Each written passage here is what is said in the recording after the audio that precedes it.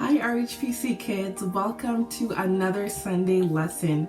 Our character for today is Delilah, and I feel like not many of you might know Delilah, but we're going to learn about her today. So let's get into the video.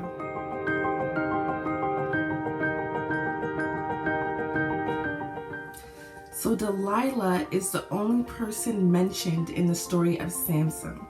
She was a Philistine woman who grew up in a place called the Valley of Sorek. And Sorek meant empty in Hebrew, and it was also referred to as the fruitless tree. Sorek is where Samson met up with Delilah. After Samson's first wife had died, he was tempted by another woman and he spent the night with her, which he shouldn't have done. But later after that, he fell in love with Delilah. And if it wasn't for Samson, we wouldn't have known Delilah's story.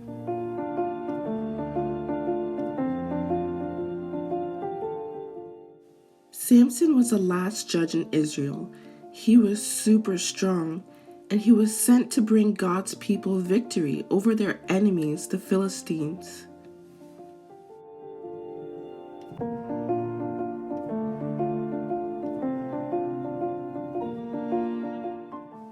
Samson fell in love with a woman named Delilah. The Philistines came to Delilah. They wanted her to find out how Samson got his strength. They were willing to pay her a lot of money. So each day, Delilah would ask Samson, "How did you get so strong, and what will it take to tie you up?" And Samson would tell her different stories, but none of them worked. Delilah got very angry because she couldn't find out the reason for his strength. She would ask him again, "What will it take to tie you up?" But Samson didn't tell the truth, he just lied. And every time he lied, it made Delilah very angry. She wanted to know the truth. Finally, Samson told Delilah his hair was never cut because he was dedicated to God. And if anyone were to cut his hair, he would lose all his strength. Delilah put Samson to sleep, and once he fell asleep, she cut his hair. She sent for the Philistines, and they came back to take Samson to jail.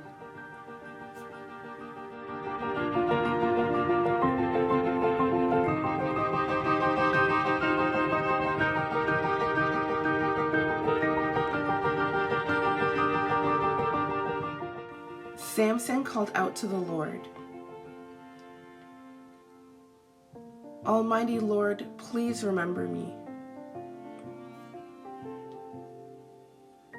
God, give me strength one more time."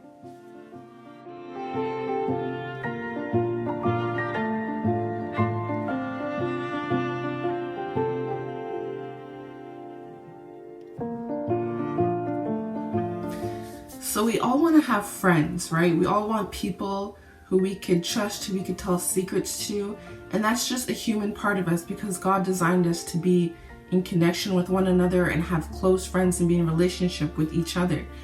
But sometimes there are friends who aren't doing the right things, who aren't there for you.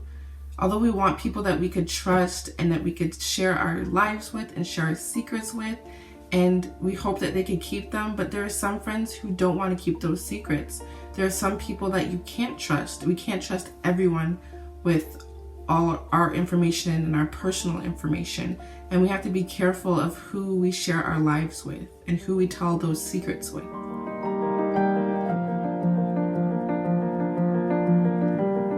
After spending time with Delilah, Samson thought that he could share his deepest secrets and feelings with her.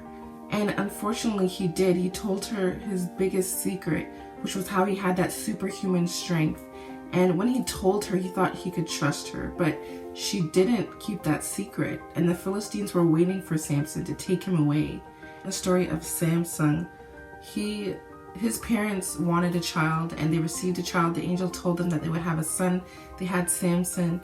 And when Samson was born, when he grew up into a man, and he was believing and trusting in God, his family wanted him to stay true to his faith. And he didn't do that. He found someone else who didn't have that same faith. And you saw what happened to his first wife. She'd end up dying. And when he found Delilah, you remember her name means faithless one. She came from a place where they had no faith. And when he had that relationship with her, it ended up hurting him in the end.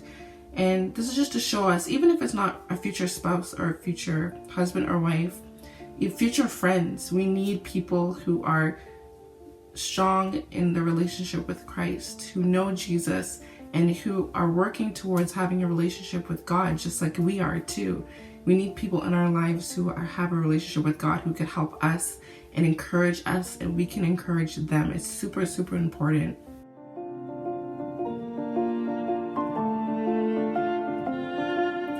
It's so important that we know what God says. 4 times Delilah tried to find out that secret from Samson. Although she told partly the truth, she didn't tell the full truth, and she ended up lying because her reasons for being with Samson wasn't because she loved him, it was for the money, right? So, we have to make sure there are people out there who tell half truths, meaning that they tell lies. And we don't want to end up like that, telling a lie over a lie over a lie, and we end up going down a bad road. We don't want to disturb our relationship with Christ where we're unable to talk to him, or we're unable to tell people we love the truth. We want to be truthful always. We want to be honest with each other always. So just like we talked about last week, having those times with God, prayer and going into the Bible, whatever it is that helps you to stay close to God and keep that relationship with him, we need to continue to do that, because the Bible does say that we will fall, meaning that we will sin. Sin happens all the time, whether we know it or not. We sin every day. It happens. It's a human part of us, but we need to remember that we need to go to God and confess our sins and say we're sorry, and really mean it. Truly mean you're sorry and you want to do better, and you want to make the right decision so God can use you in the right way and give you the right path, so you won't be tempted by sin or anything else that's happening, just like Samson was.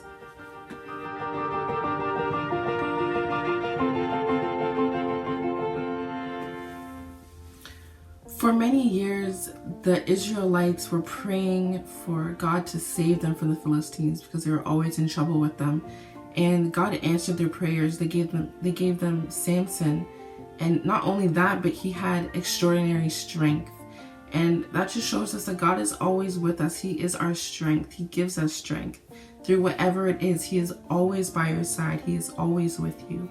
So always remember that God is there for you. He does not leave your side. He gives us that strength to do our homework, to be able to talk with our friends, to be able to open up with our family, to be able to have a relationship with each other, to be able to get through hard times. God helps us with that. If we have fights with friends or fights with family members or siblings, God gives us that strength to get through it, and we need God for that.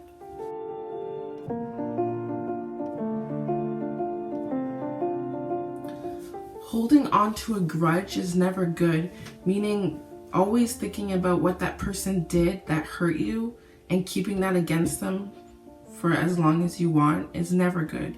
We don't want that happening to us, where when we truly are sorry for something, that people won't forgive us and they continue to treat us badly because they think we're always bad. And just like us, everyone messes up, everyone sins, and we have to be able to give them grace and be able to forgive them just like Jesus forgave us. We did terrible things, but God still died on the cross for our sins, for the bad things that we did, and he still allows us to be forgiven every single day if we truly want it and we truly believe it.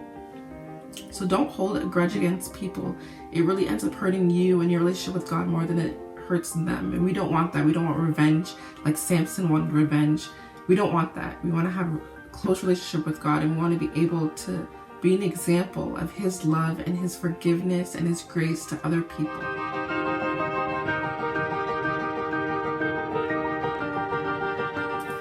Thank you guys so much for joining me again this Sunday, and I hope you guys learned something about making the right decisions, choosing the right friends, and not having a grudge against others, but having forgiveness just like Christ.